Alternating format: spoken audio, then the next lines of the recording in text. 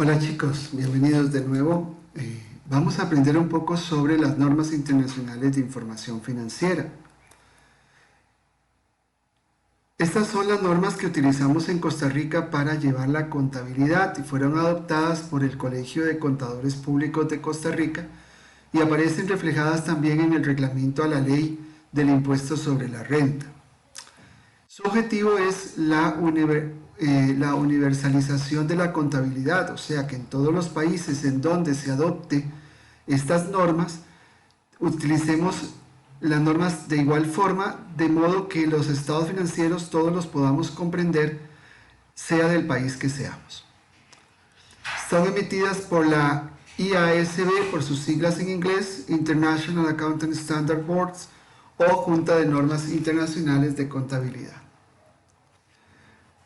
Antes del año 2001, las normas internacionales de información financiera se conocían como normas internacionales de contabilidad, las NIC. Las NIC han ido siendo derogadas por las normas internacionales de información financiera a partir del 2001.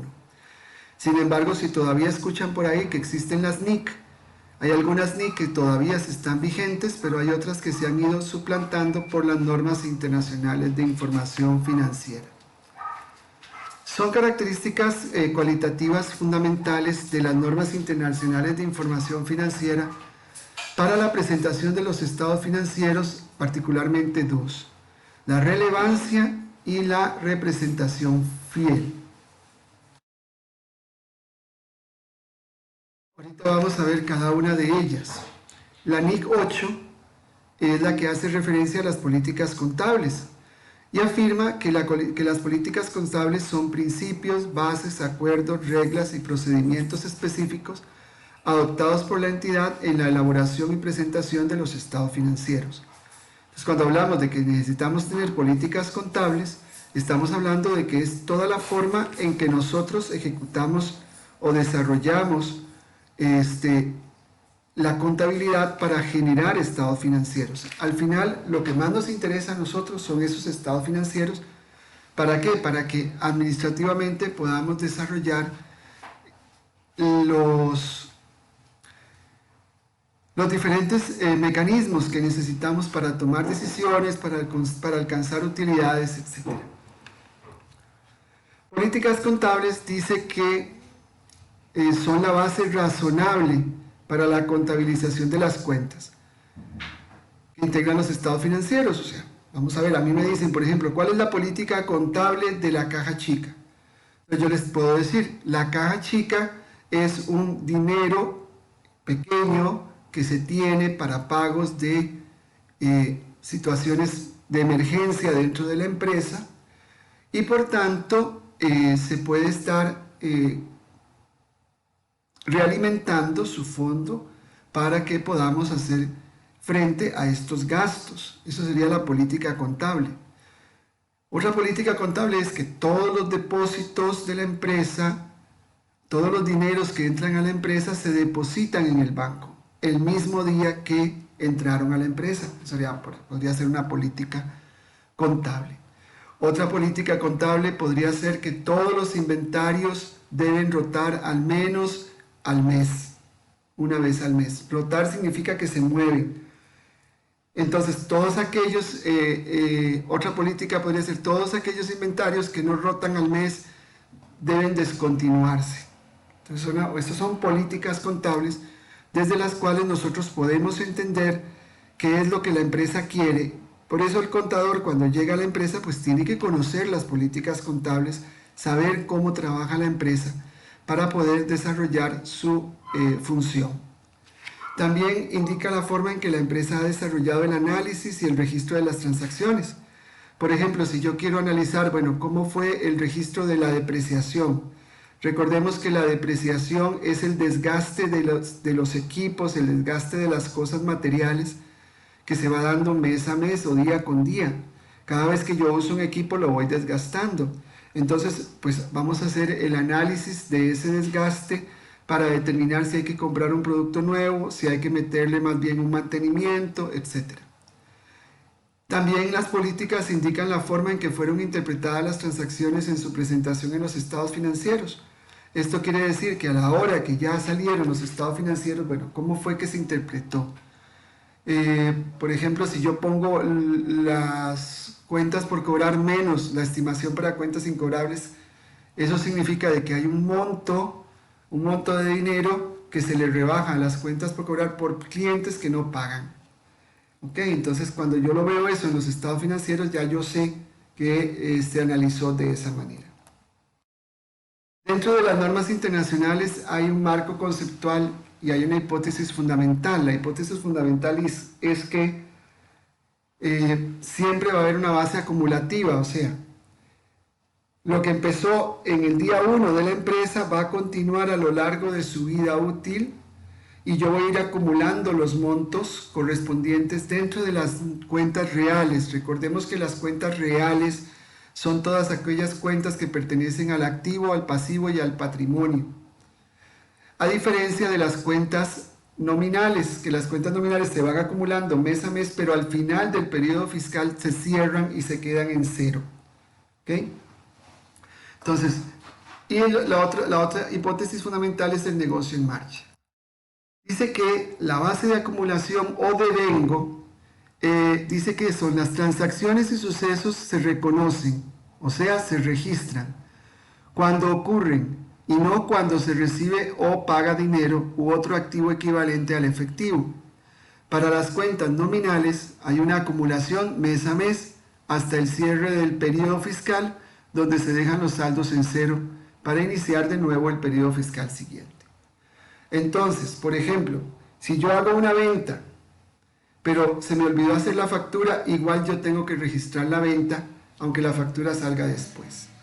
Si yo hago un pago, pero el recibo no me ha llegado, entonces yo tengo que registrar el pago, porque yo registro, o sea, las cosas se reconocen, yo reconozco el gasto, yo reconozco el ingreso en el momento en que sucede, ¿ok? Entonces, pero por ejemplo, si a mí me dicen, vea, yo quiero comprar ese producto, pero vengo dentro de 2 meses, aquí le dejo la plata. Esa plata es un adelanto, pero no es un ingreso todavía. Se convierte en ingreso hasta que yo le entregue el producto a la persona o a la empresa. ¿Okay? Entonces, la base de acumulación o devengo insiste en que las cosas se registran o se reconocen cuando ocurren, ¿verdad? Y no cuando se recibe o se paga el dinero. Por otro lado, existe la hipótesis del negocio en marcha. Esto hace referencia a que la empresa continúa en su proceso de actividad económica durante el tiempo que tenga de vida. En Costa Rica las sociedades anónimas tienen un tiempo límite de 99 años. Pero a los 99 años pueden renovar su cantidad de vida útil. Entonces la vida útil se dice que la empresa nació para seguir a lo largo de la historia. Sin embargo, hay empresas que se van eliminando. ¿Por qué? Porque hay pérdidas, porque no dan el resultado esperado, etc. Principios de contabilidad. Bueno, hay unos supuestos básicos, que es el principio de entidad, el de empresa en marcha, que ya lo vimos, la unidad monetaria y la periodicidad. Principios básicos son el costo histórico, el de realización, oportunidad, uniformidad, revelación suficiente y veracidad. Y aspectos que modifican la teoría básica está el de importancia relativa, la práctica industrial, el conservatismo y la consistencia. Estos son los principios que debemos aprendernos sobre contabilidad, los principios de contabilidad. El de entidad hace referencia a que la empresa tiene personalidad independiente de sus socios. Por eso tiene una personería jurídica, por eso tiene una cédula jurídica y solamente deben incluirse las transacciones que le pertenecen a la empresa.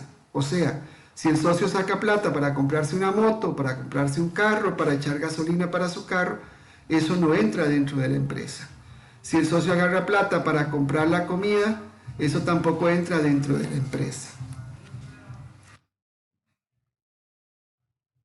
La unidad monetaria hace referencia a que las entidades financieras se registran a un monto a una moneda específica, a una moneda específica, ya sea en colones. En Costa Rica es la unidad monetaria por tradición. Sin embargo, también hay empresas que utilizan el dólar como unidad monetaria. ¿Okay? Entonces, cuando hablamos de una unidad monetaria, una UM, eso es una unidad monetaria, puede ser cualquier tipo de moneda, colones, dólares, yens, quetzales, etc. La periodicidad tiene que ver con el periodo de tiempo en que se dan las transacciones, las actividades. En Costa Rica ya vimos en la clase anterior de Introducción a la Contabilidad que el periodo fiscal en Costa Rica va del 1 de enero al 31 de diciembre de cada año, y existen periodos extraordinarios que solamente son autorizados por ley.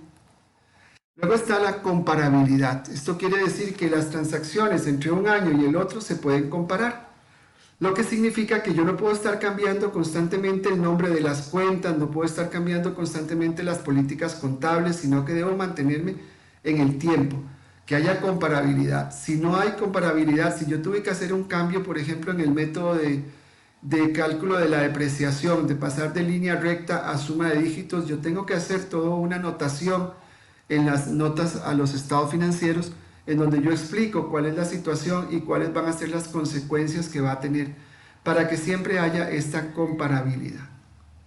La verificabilidad significa que yo puedo revisar la información que aparece en los estados financieros directamente con papeles, o sea, con evidencia.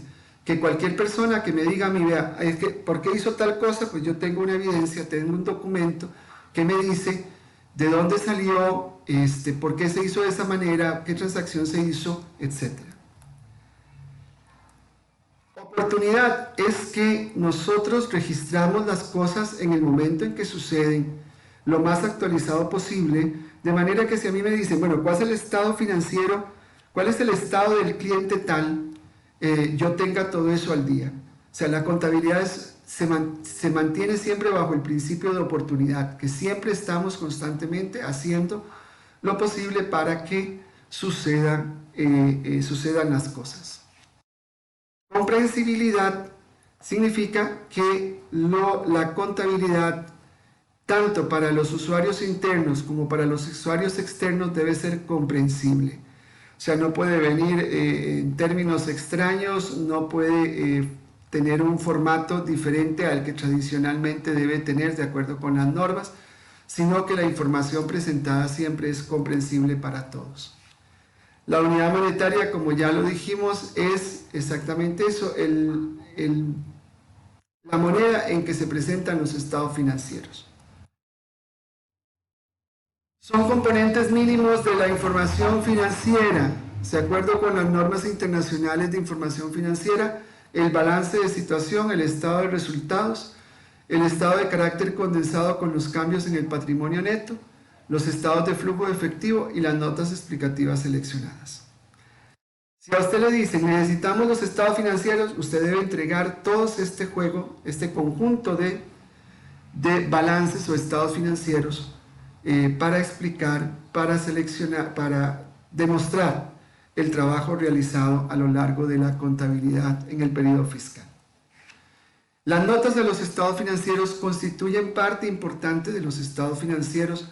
Son notas explicativas de cómo está compuesta una cuenta, de cómo están compuestos los saldos representativos que tenemos para que los usuarios puedan entender.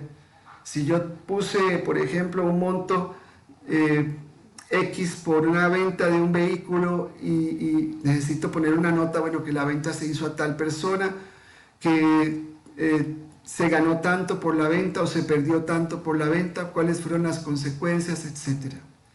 Según las normas,